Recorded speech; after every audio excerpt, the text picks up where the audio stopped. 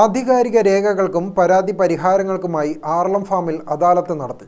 പ്രധാനമായി ആധികാരിക തിരിച്ചറിയൽ രേഖകൾ ഇല്ലാത്ത ആളുകൾക്കായാണ് അദാലത്ത് നടത്തിയത്. ജില്ലാ ഭരണകൂടത്തിന്റെ നേതൃത്വത്തിൽ വിവിധ വകുപ്പുകളെ ഏകോപിപ്പിച്ച് Aralam farm government higher secondary സ്കൂളിൽ നടത്തിയ പരിപാടിയിൽ നിരവധി പരാതികൾ ലഭിച്ചു.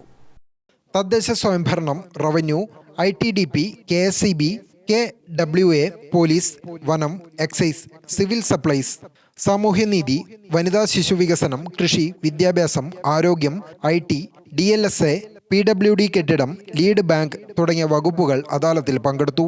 സണ്ണി ജോസഫ് MLA അദാലത്ത് ഉദ്ഘാടനം നിർവഹിച്ചു. മുഖ്യാതിഥി ജില്ലാ കളക്ടർ അരുൺ K. വിജയൻ സർട്ടിഫിക്കറ്റുകൾ വിതരണം ചെയ്തു.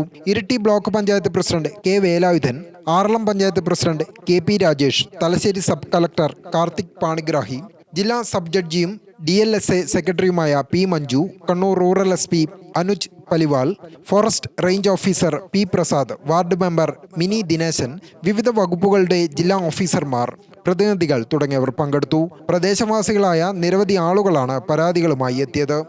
ഗ്രാമിക ന്യൂസ്, കണ്ണൂർ.